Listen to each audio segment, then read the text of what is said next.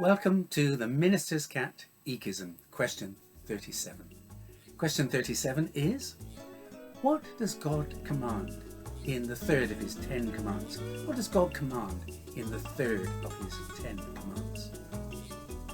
God's third command is, you shall not take the name of the Lord your God in vain.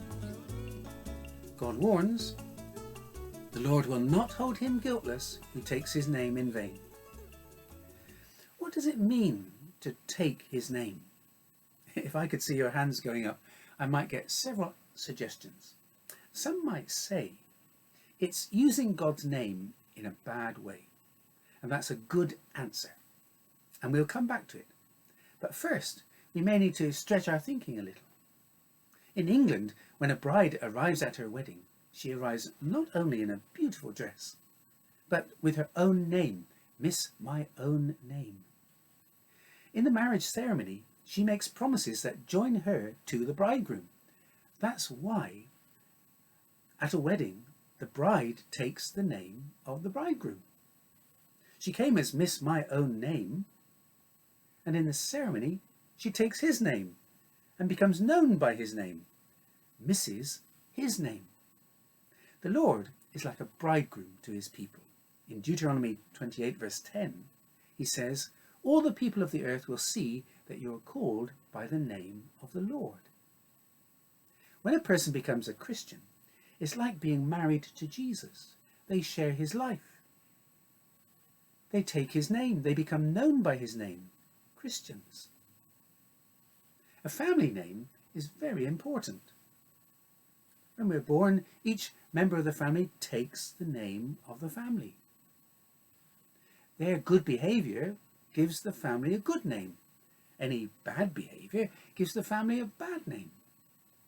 A family member who constantly acts badly and spoils the family name is sometimes called the black sheep of the family.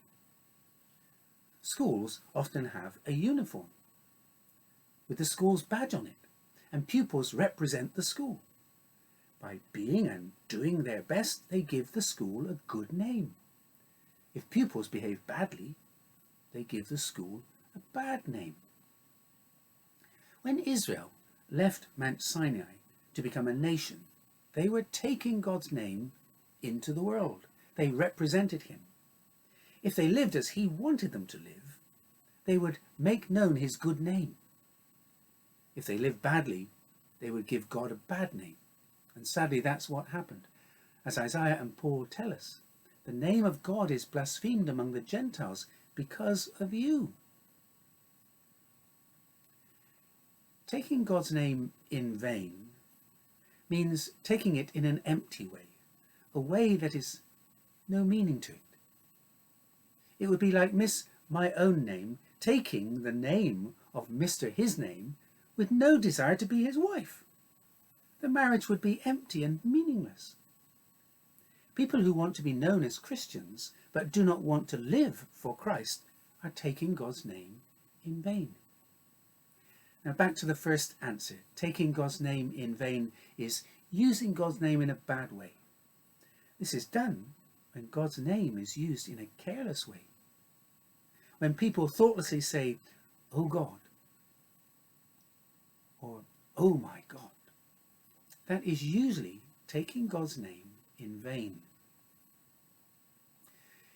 It's also done when worship is without respect for God. People singing songs about God without thinking and feeling how holy and great and different he is. It's done when people use his name deceitfully to make their lies sound like truth. Jacob did that. When Isaac asked him how he hunted the wild animal so quickly, he answered, because the Lord your God granted me success. People do the same today when they say something like this, "I swear to God I didn't do it," when they know perfectly well that they did. Using God's name carelessly, irreverently, and deceitfully are some of the ways people take God's name in vain. In the second part of the command, God warns, the Lord will not hold him guiltless who takes his name in vain. God will not brush aside disrespect for and abuse of his name, punishment will come. If we have taken God's name and used it in an empty way, we should repent, and Jesus does promise forgiveness to all who repent. What does God command in the third of his 10 commands? God's third command is, "You shall not take the name of the Lord your God in vain." Here are some verses that will help us treat God's name as we should. "Every day I will bless you and praise your name forever and ever. Great is the Lord and greatly to be praised, and his greatness is unsearchable." Psalm 145 verses 2 and 3.